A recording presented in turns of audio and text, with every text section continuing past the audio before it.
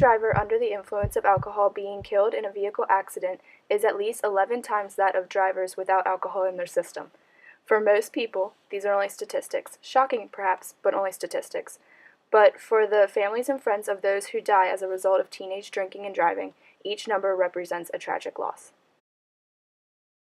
My concerns with teenage drinking obviously are first and foremost safety. It reduces inhibitions at a time in a teenager's life when it's already difficult to make important decisions. The alcohol reduces the ability to do that effectively even further. And that's where I get concerned when teenagers go out,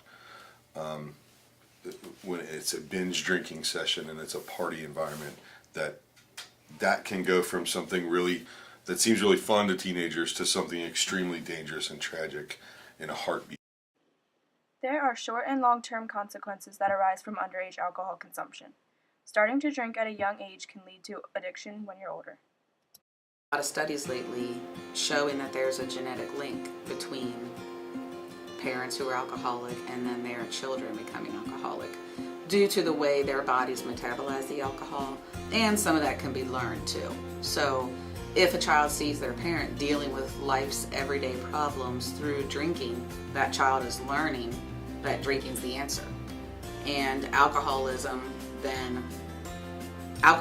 is basically an addiction to drinking, and children learn that from their parents. But there's also that genetic factor that there's been quite a bit of research on.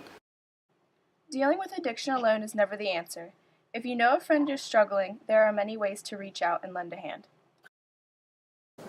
So what do you say to a friend who you think might be abusing alcohol or drugs? Well, I think first of all you just have to be honest with yourself and with them.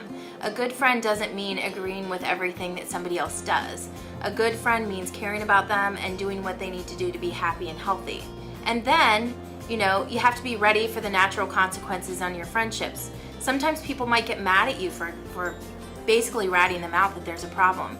But at the end of the day, you know that if you truly care about your friends, you have to do what is right.